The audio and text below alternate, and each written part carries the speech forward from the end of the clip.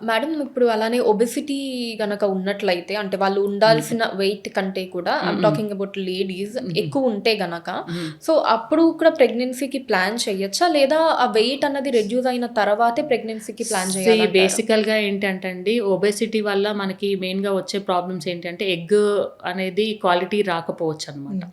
Egg quality వచ్చినా కానీ release అవ్వకపోవచ్చు.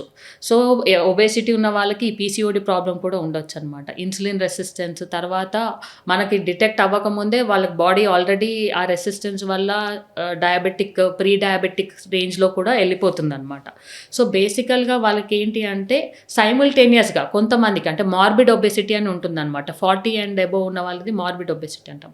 సో, అట్లాంటి వాళ్ళకేంటి అంటే ఖచ్చితంగా వెయిట్ లాస్ అనేది ఇంపార్టెంట్ అండి. లేకపోతే వాళ్ళకి ఎగ్ కరెక్ట్‌గా అంటే క్వాలిటీ ఎగ్ వచ్చే అవకాశం చాలా తక్కువుంటుందనమాట.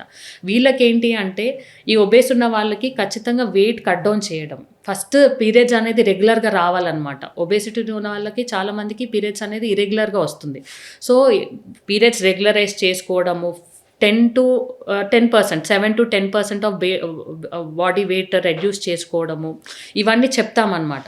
తర్వాత ఏంటి అంటే exercise is also very important అనమాట. ఓన్లీ డైట్ తోటి అవ్వదండి వీళ్ళకి. ఏంటి అంటే your diet will just compensate for the day. ఆ డేకి మీరు మీట్ అవ్వడానికి మీరు తీసుకుంటారు. But whatever excess fat is there in your body it is not getting shed off అనమాట. సో, వాళ్ళు ఖచ్చితంగా ఎక్సర్సైజ్ చేయాలి. తర్వాత వాళ్ళు అన్నీ చెక్ చేసుకోవాలి. అన్ని పారామీటర్స్ అంటే లైక్ బీపీ అంతా నార్మల్ ఉందా? షుగర్ లెవెల్ కరెక్ట్‌గా ఉందా? థైరాయిడ్ ఏమైనా ప్రాబ్లమ్ ఉందా?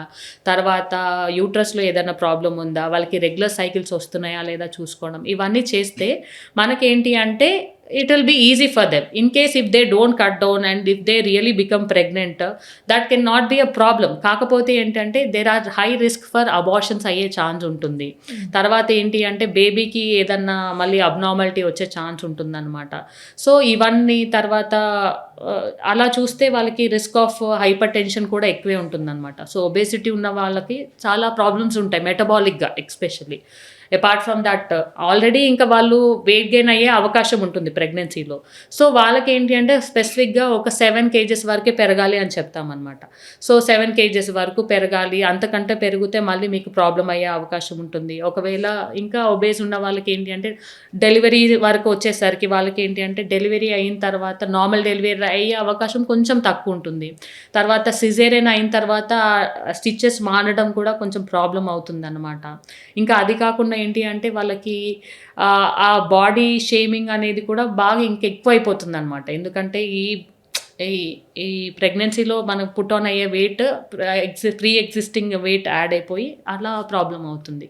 So, okay. మెటబాలిక్‌గా చాలా డ్యామేజ్ జరుగుతుంది వాళ్ళకి.